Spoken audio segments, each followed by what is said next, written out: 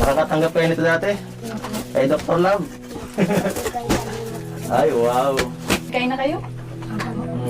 Dito lang kayo kanina pa? O pumasok kayo? Pumasok. Ako po, wala po. Pasok kasi. Nagkapira po ang bigay na ini. Ha? Nakapira na? Ano pang anom na po ini? Ay, alam ko na.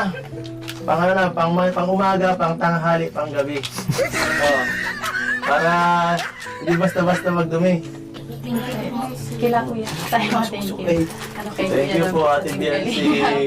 Sa akin, hindi kayo matin kayo. Ang pagod dito buhatin, ha? Ang layo, taas-taas itong bahay nyo. Hiningan ako. Saka pati ano, nainggit ako. Nagyakap ka pa kay Biancy. Ay.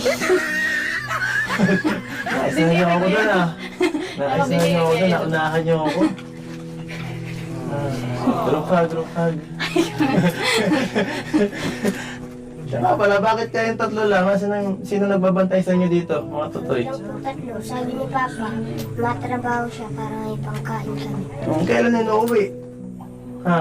August Mamaya. 30 po. Ay, August 30, napakatagal pa nun, ha? Kakasimula pa lang ng buwan.